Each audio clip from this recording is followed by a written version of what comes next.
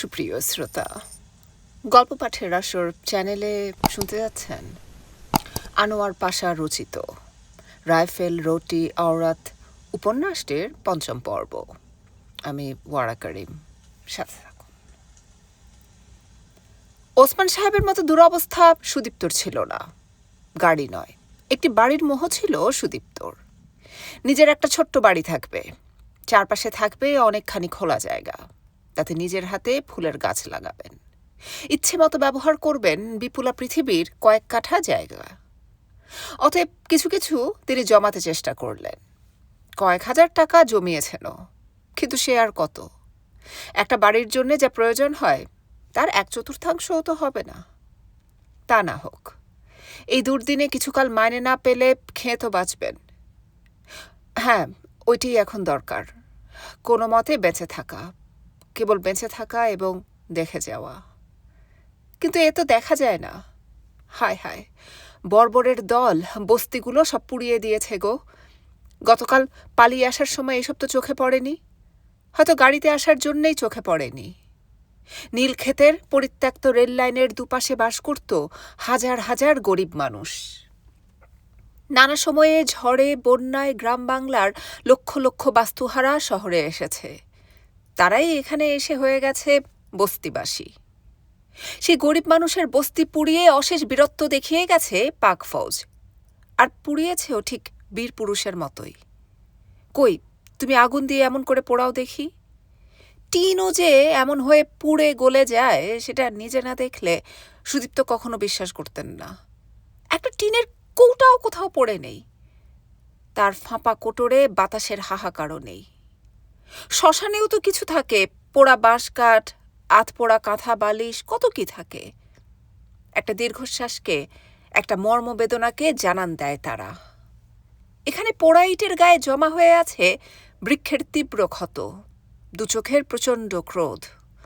হাতের কাছে আর কিছু না থাকে, ওই পোড়া ইট ছুঁড়ে মারো শত্রুর মুখে। হায় হায়, আস্ত মরদেহ আগুনে ঝলসে রোস্ট হয়ে আছে, এখনো আছে। কেবল সরিয়ে নিয়ে গেছে পথে পথে গুলি করে মারা মানুষগুলিকে। ঘরে আগুন লাগলে মানুষকে পথে বের হতে হয়। বস্তির মানুষেরা পথে বেরিয়েছিল, আর পথে বেরিয়েই গুলি খেয়েছিল। ভারী সুন্দর রণকৌশল জানে পাক ফৌজের দল। প্রথমে আগুন জ্বালিয়ে দাও, তারপর লোকে পথে বেরুলে কারফিউ ভঙ্গের অপরাধে গুলি করো, নরহত্যা হালাল হয়ে যাবে।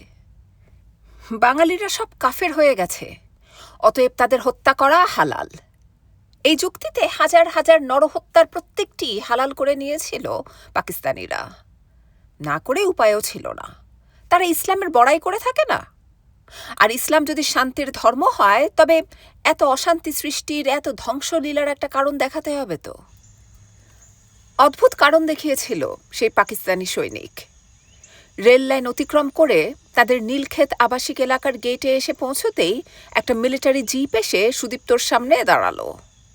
সুদীপ্ত একবার মনে মনে আল্লাহকে ডাকলেন এবং মুহূর্তের মধ্যে সামনের সদ্য পাতা গজানো দেবদারু গাছটিতে চোখ বুলিয়ে নিলেন।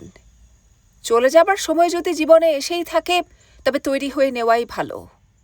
মনকে তিনি তৈরি করে নিলেন। দেবদারুর সারা অঙ্গ ভরে বাংলার রূপ, এই রূপের পাথেয় নিয়ে পরকালের যাত্রাকে মধুময় করে নেওয়া যায় না? ঘরের মধ্যে রাতের অন্ধকারে ইঁদুরের মতো মরে পড়ে থাকাটা তিনি যে এড়াতে পেরেছেন, সেজন্যই তিনি নিয়তিকে ধন্যবাদ দিয়েছেন। এখন এই উজ্জ্বল সকালে দেবদারু গাছের ছায়াতে মরে যেতে আর আপত্তি নেই। ওহে জেন্টলম্যান, তোমার আপত্তি থাকলেই বা সে কথা কে শুনছে? ওই যে রাইফেলের নলটা দেখছো, ঠিক তোমার বুকের দিকে তাক করে আছে। সুদীপ্ত একটা খাকি মূর্তিকে দেখলেন। ইধার সে কাহা যাতা হ্যায়? হামারা ঘর মে জানা চাহতা হ্যায়। উত্তরটা চট করে বেরিয়ে গিয়েছিল সুদীপ্তর মুখ দিয়ে, কিন্তু ওদিক থেকে জবাব এসেছিল, কুত্তা কা ঘর নেই হ্যায়, চলো। বলেই সে খাকি মূর্তিটা রেল লাইনের দিকে তার রাইফেলের নল প্রসারিত করে দিল।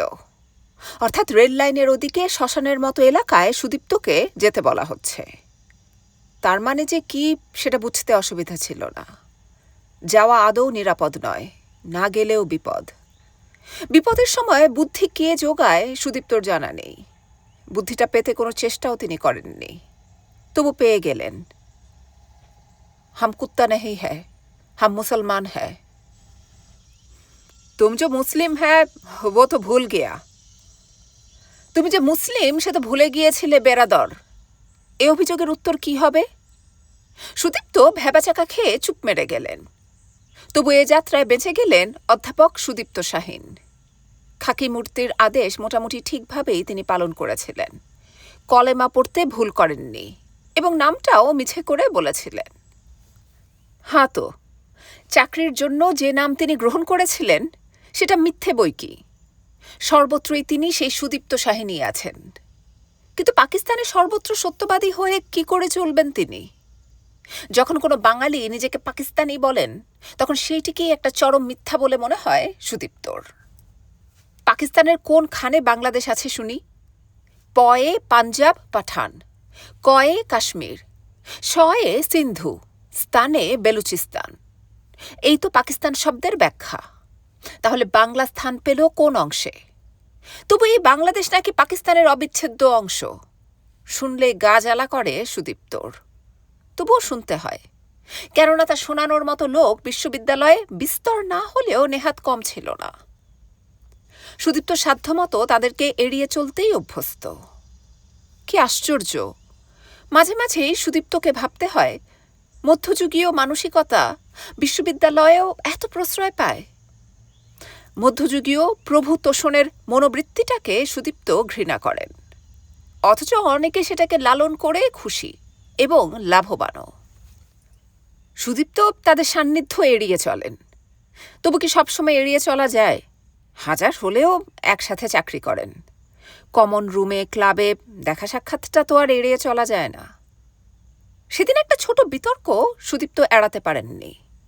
কতক্ষণ আর কথা না বলে দুটি মানুষ মুখোমুখি বসে চা খেয়ে যেতে পারে। অত্যন্ত সাবধানে সুদীপ্ত নিছক আবহাওয়ার কথা উত্থাপন করেছিলেন। পূর্ব বাংলায় এবার বেশ অনাবৃষ্টির বছর যাবে বলে মনে হচ্ছে।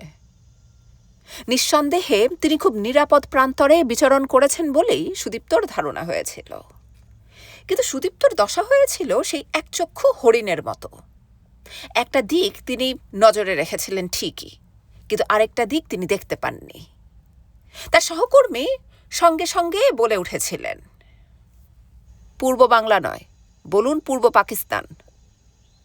সহসা সুদীপ্ত একটু উত্তেজিত হয়েছিলেন যেন। বলেছিলেন, কেন, পূর্ব বাংলা বললে কি দোষ হয়? 100 বার দোষ হয়। আমরা যে এক জাতি, পাকিস্তানি, সে কথাটা অস্বীকার করা হয় ওতে। এই কথা শোনার পর আর কিছু বলা যায় না, বলা উচিত নয়। উচিত অনুচিতের এই বোধটুকু না থাকলে পাকিস্তানের অস্তিত্ব রক্ষা অসম্ভব। তবে একদিক থেকে তার সহকর্মী অধ্যাপকটি মিথ্যা বলেননি। পরে ভেবে দেখেছিলেন সুদীপ্ত, সত্যিই তো, পাকিস্তানের মধ্যে বাংলার স্থান কোথায়? পয়ে পাঞ্জাব পাঠান, কয়ে কাশ্মীর, শয়ে সিন্ধু, স্থানে বেলুচিস্তান। কিন্তু বাংলা হবে কি দিয়ে? অতএব সোজা সমাধান, বাংলা শব্দটাকে বাদ দাও, বলো পূর্ব পাকিস্তান। জাতীয় সংহতি রক্ষা পাবে। আইয়ুব খানের আমলে অনেকেই জাতীয় সংহতি রক্ষার দালালি নিয়ে বেশ 2 পয়সা করে খেয়েছে। পথে ঘাটে ক্লাবে রেস্তোরাঁয় যত্রতত্র তারা এই জাতীয় সংহতির সবক বিতরণ করত। তা নিতে না চাইলেও কানে শুনতে হতো সকলকেই। সুদীপ্ত সেদিন তা নীরবে শুনেছিলেন, শুনতে হয়েছিল। আজ তেমনি তাকে শুনতে হলো ধর্মের কথা। তাকে ইসলাম ধর্মের সবক নিতে হলো পশ্চিম পাকিস্তানি সৈনিকের কাছ থেকে। তাঁরা যে মুসলিম এটা নাকি বাঙালিরা ভুলে গিয়েছিলেন। তাই পাকিস্তানি সামরিক বাহিনী রাতের অন্ধকারে কামান, মেশিনগান, রাইফেল নিয়ে ঘরে ঘরে এসে বাঙালিকে মনে করিয়ে দিয়ে গেছে, তোমরা যে মুসলমান এটা মনে রেখো বেরাদরগণ। মনে না রাখলে তোমাদের হত্যা করা হবে। মুসলমানদের আবাসভূমি পাকিস্তান, সেই পাকিস্তানে বাস করে তুমি ইসলামকে ভুলে যাবে? তাহলে তোমাকে হত্যা করা আমাদের জন্য ফরজ কাম। অতএব পাক সৈন্যদের সেই রাতের তাণ্ডব লীলা নাজায়েজ হয়নি। কিন্তু তবু প্রশ্নটা মন থেকে তাড়ানো যায় না, মুসলমানরা না হয় হিন্দু হয়ে যাচ্ছিল বলে তাদের মেরে বেড়ালে, কিন্তু হিন্দুরা, তারা কি সব মুসলমান হয়ে যাচ্ছিল? তাদের মারার কারণ কি? ওরে বাবা, তারা যে হিন্দু, পাকিস্তানে হিন্দু থাকতে দেওয়া যায় নাকি? কেন? তোমাদের বাপ কায়েদে আজম যে বলে গেছেন, পাকিস্তানে কোনো মুসলমান মুসলমান হবে না, কোনো হিন্দু হিন্দু হবে না, তারা সবাই মিলে হবে একটি জাতি, পাকিস্তানি। তাহলে আবার কিভাবে তোমরা এখানে হিন্দু মুসলমানের ভেদাভেদ সৃষ্টি করছো বুঝি নে। বুঝলে না? হিন্দু মাত্রই ধরে নিতে হবে পাকিস্তানের দুশ্মন, আর দুশ্মন দেখলে তাদেরকে গুলি করা সামরিক বিধানে বিলকুল জায়েজ। এইভাবে বস্তির দরিদ্র মানুষ, ভদ্রলোক মুসলমান, ভদ্রলোক হিন্দু, প্রত্যেককে হত্যা করার উপযুক্ত কারণ পাকিস্তানিরা বের করেছিল। আহা, একজন মুসলমান তো আর অকারণে নরহত্যা করতে পারে না। খাকি মূর্তিটার হাত থেকে রেহাই পেয়ে সুদীপ্ত তাদের আবাসিক এলাকায় ঢুকলেন, ঠিক যন্ত্রচালিতের মতো। ঢুকেই অনুভব করলেন সেই ক্লান্তিটাকে, যেন সদ্য 7 ক্রোশ অতিক্রম করে এখানে এসে পৌঁছলেন। পা পড়ে না, হৃৎপিণ্ড যেন অবশ হয়ে আসছে। পাশের পাঁচিলে হেলান দিয়ে দাঁড়ালেন। এই তাদের সেই আবাসিক এলাকা, যেন তিনি মধ্যযুগীয় কোনো দুর্গে প্রবেশ করেছেন। মাত্র একদিনেই সারা এলাকা হয়ে গেছে শত্রুবিধ্বস্ত পরিত্যক্ত দুর্গ। সুদীপ্ত যেন এক রজনীর নিদ্রা শেষে 200 বছর পরের পৃথিবীতে জেগে উঠেছেন। আসহাবে কাফের অভিজ্ঞতার প্রান্ত ছুঁয়ে চারপাশে একবার তাকালেন। একটিও মানুষ নেই। যেখানে মানুষ থাকে না সেখানে কি আসতে আছে? এ তুমি কি করেছ সুদীপ্ত? স্ত্রী নিষেধ করেছিলেন। সুদীপ্ত শোনেননি। এমনিতেই মেয়েরা যথেষ্ট বুদ্ধিচালিত নয়, তদুপরি বিপদের দিনে পুরোপুরি তখন তারা হৃদয়বৃত্তির নির্দেশে চলে, তখন তাদের কথায় গুরুত্ব নেই। সুদীপ্তর এই ধারণা আজ সকালেও বেশ সজীব ছিল, এবং নিজের বুদ্ধিবৃত্তির স্বাস্থ্য সম্পর্কে কোনো সন্দেহই মনের মধ্যে ছিল না। কিন্তু এখন মনে হচ্ছে বুদ্ধি যেন ঠিকমতো কাজ করছে না, কোনো জীবাণু প্রবেশ করে তাকে ধূলিসাৎ করতে যাচ্ছে। মনে হচ্ছে স্ত্রীর কথায় কান দিলেই তিনি ভালো করতেন। এখন কি আর কান দেবার সময় আছে? এখনো যেন সুদীপ্ত শুনতে পাচ্ছে। না, বাইরে যেতে হবে না, তুমি যেতে পারবে না। হ্যাঁ, তুমি কিচ্ছু ভেবো না, কোনো ভয় নেই, এই যাবো আর আসবো। ফিরোজ তো গেল বাইরে, কই ভাবি তো বাধা দিল না। ভাবি অর্থাৎ ফিরোজের স্ত্রী মীনাক্ষী নাজমা। মীনাক্ষী বাধা দেয়নি। আমি নাকি তার চেয়ে কোনো অংশে খাটো যে বাধা দিতে যাবে? একটা ক্ষেত্রে তো আমিনার পরাজয় হয়েই আছে, সেটা নামে। তার নাম সুদীপ্তর পছন্দ নয়, কিন্তু কবি সুদীপ্ত খুবই পছন্দ করেন মীনাক্ষী শব্দটাকে। নাম কি কারো গায়ে লেগে থাকে নাকি?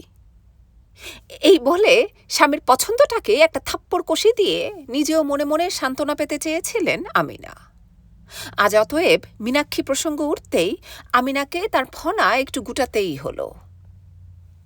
কোথায় যাবে? আমাদের ফ্ল্যাটে। কোনো কথা না বলে আমিনা স্বামীর চোখের দিকে তাকালেন। সুদীপ্ত সুস্পষ্টভাবে বুঝলেন উপযুক্ত কৈফিয়ত না দিয়ে বেরোনো যাবে না। প্রায় অনুনয়ের সুরে তাকে বলতে হলো, দেখো, খাতা কলম কিছু আনা হয়নি, 2-1টা লাইন কিছু লিখলে মনের অবস্থাটা অন্তত রক্ষা পাবে। স্ত্রী গম্ভীর হয়ে গেলেন। ভাবখানা এই, তোমার যা খুশি করোগে, আমি কিচ্ছু জানি নে। সুদীপ্ত আর কিছু জানানোর দরকার মনে করলেন না। নীরবে জামা জুতো পরে বেরিয়ে গেলেন। কিন্তু বেরিয়ে তিনি ভুল করেছেন বই কি, 100 বার ভুল করেছেন। তাহলেও বাসার এত কাছে এসে আর ফিরে যেতেও চান না। এগুতে শুরু করলেন। এই ফ্ল্যাটগুলোতে থাকতেন কারা? তারা সেই 2 শতাব্দীর পূর্বের ফেলে আসা পৃথিবীর মানুষ। তারা এখন ইতিহাস। এইখানে থাকতেন বিশ্ববিদ্যালয় অফিসের একজন হিন্দু কর্মচারী, বাড়ি নোয়াখালী। আর তার সামনেই ওই ফ্ল্যাটে যিনি ছিলেন, তার আদি নিবাস বিহার। নোয়াখালীতে 46-এর দাঙ্গায় শ্রী গোপালচন্দ্র ভৌমিক তার বাবাকে হারিয়েছিলেন। নিজে তিনি তখন মায়ের সঙ্গে ছিলেন মামাবাড়িতে, চাঁদপুর। অতএব নিশ্চিত মৃত্যুর হাত থেকে তিনিও তার মা সেবার বেঁচে গেছেন। তারপর মামা বাড়ি থেকেই বিএ পাশ করে ঢাকা বিশ্ববিদ্যালয়ে চাকরি পেয়েছেন। ভারতে যাননি, মুসলমান বন্ধুদের সঙ্গে মিলেমিশে থাকতে অভ্যস্ত হয়ে গেছেন। ক্রমেই তিনি ভুলে গেছেন তিনি হিন্দু না মুসলমান। তার সহকর্মী বন্ধু হুমায়ুন তাকে হিন্দুত্ব ভুলিয়ে ছেড়েছে। হ্যাঁ, ছোঁয়াছুঁয়ির ব্যাপারটা গোপালদের বাড়িতে ছিল বইকি, কিন্তু হুমায়ুনটাকে বাগ মানানো যায় না কিছুতেই। তুমি মুসলমান, তোমার না হয় ছোঁয়াছুঁয়িতে জাত যায় না, আমাদের ব্যাপারটা একটু ভাববে তো। না, তা ভাবতে রাজি নন হুমায়ুন। কোনো যুক্তি তাকে স্পর্শ করে না। তার যুক্তি একটাই, ধর্মভেদ, জাতিভেদ, বর্ণভেদ সব ঝুটা হ্যায়। বাবা, মানুষ হতে শেখো, নইলে সবাই মরবে। শেষ পর্যন্ত বৌদিকে অর্থাৎ গোপালের স্ত্রীকেও নেমন্তন্ন রক্ষা করতে হয়েছে হুমায়ুনদের বাড়িতে, একেবারে ভাত খাওয়ার নেমন্তন্ন। কিন্তু কই, কিছু তো মনে হয়নি। বরং হিন্দুর বাড়ি মুসলমানের বাড়ি বলে যে ভেদটাকে তিনি নিজের মধ্যে এতকাল লালন করে এসেছেন, সেটাকে তার মনে হয়েছে কৃত্রিম। অত্যন্ত কৃত্রিম ছিল সেই সম্পর্ক যাকে সত্য বলে মনে করে অবাঙালি মুসলমানকে একটা আত্মীয় বলে বুকে আলিঙ্গন করতে চেয়েছিলেন বাঙালি মুসলমান। এই তো, এই ফ্ল্যাটে আলী ইমাম জৌনপুরীকে দেখো না, বাংলাদেশে এসেছেন ২০ বছর আগে। দাঙ্গায় আত্মীয় স্বজন সকলকে হারিয়ে কোনো মতে নিজের প্রাণ নিয়ে পালিয়ে এসেছেন, কিন্তু বেছে বেছে মিশেছেন অবাঙালি মুসলমানের সঙ্গে এবং আজও সেই ট্র্যাডিশন বজায় রেখেছেন। কিন্তু কথা তো খালি ওইটুকু নয়। এক ভাষার মানুষ অন্য ভাষার মানুষের সাথে সহজে মিশতে পারে না, সেটি কি অপরাধ? কিন্তু অপরাধ ওইখানে যেখানে তারা পশ্চিম পাকিস্তানের সাথে হাত মিলিয়ে বাঙালিদের স্বার্থবিরোধী চক্রান্তকে সফল হতে দিচ্ছে। বাধা তো দূরের কথা, বরং তারা বাঙালি শোষণের কাজে সহায়তা করেছে পশ্চিম পাকিস্তানিদেরকে। ওইখানে বাঙালিরা কাউকে ক্ষমা করতে রাজি নয়, কাউকে না, আপন আত্মীয় হলেও না। একটা ভাবনার মধ্যে সুদীপ্ত ক্ষণিক আনমনা হয়েছিলেন এবং আনমনা হয়েই একে একে অতিক্রম করেন বাকি পথটুকু। পৌঁছলেন শেষ প্রান্তের ২৩ নম্বর বিল্ডিংয়ে। সারা এলাকায় কোনো একটি মানুষের সাথে দেখা হলো না, এত নির্জনতা। প্রথম দিবালোকে এই এলাকায় এত নির্জনতা অনন্তকালের ইতিহাসে কখনো বোধহয় নামেনি। রাতের নির্জনতা নিয়ে কথা ওঠে না, সবাই জানে মানুষ তখন ঘুমোয়। ঘরে ঘরে ঘুমন্ত মানুষগুলিও এক ধরনের সঙ্গ দিতে পারে মনকে, একটা অনুভূতি ওরা আছে, ঘুমিয়ে আছে, তবু আছে। কিন্তু প্রাক মধ্যাহ্নের উজ্জ্বল রৌদ্রালোকে একটি মানুষেরও দেখা যদি না মেলে, না, রাত্রির জনহীনতার সঙ্গে এর তুলনা হয় না। কেউ না থাকলে তখন নিশাচর প্রাণীরা থাকে, আর এখন আশ্চর্য, পথে আছে কুকুরটাও নেই। নীলক্ষেত এলাকার সেই লাওয়ারিশ কুকুরটা, কেউই ওটাকে পোষেনি। আস্তাকুড়ের এঁটো কাঁটা খেয়ে বড় হয়েছিল। মিউনিসিপ্যালিটির কুকুর নিধন অভিযানের সময় রক্ষা পেয়েছিল নিছক নিজের বুদ্ধিতেই। কোনো মানুষের সহায়তা সে পায়নি, তবু সে মানুষকে মেনে নিয়েছিল বন্ধু বলে। সে ছিল নীলক্ষেত এলাকার সকল মানুষের, এই আবাসিক এলাকার প্রত্যেকটি মানুষকে সে চিনত। কিন্তু রাত্রে চোরের মতো অচেনা কেউ আসুক দেখি, প্রবল ঘেউ ঘেউ চিৎকারে পাড়া মুখর করে তুলত। ওই রাতেও একবার তার ঘেউ ঘেউ চিৎকার সুদীপ্ত শুনেছেন। তারপরেই চুপ। বীর পুরুষেরা ঠিক ওটাকে গুলি করে মেরেছে, আর মেরেছে এদেশের মানুষ। মানুষ কুকুরে পার্থক্য নেই, কিন্তু আছে, তা আছে মানুষের দৃষ্টিতে, জানোয়ারের কাছে নেই। মানুষের চামড়া গায়ে সবাই কি মানুষ? ২৩ নম্বরে প্রবেশ করলেন সুদীপ্ত। অভ্যাস মতো সারি সারি চিঠির বাক্সগুলির দিকে তাকালেন। কোনো চিঠি আছে? থাকে যদি? না, থাকবে না। কে আর চিঠি লিখবে? এই দীর্ঘশ্বাস অবশ্য সুদীপ্তর জীবনে নেই। তাকে চিঠি লেখার মানুষ অনেক, আত্মীয় স্বজন সামান্যই, কিন্তু বন্ধু বান্ধব বিস্তর। অতএব চিঠি তার থাকতেই হবে।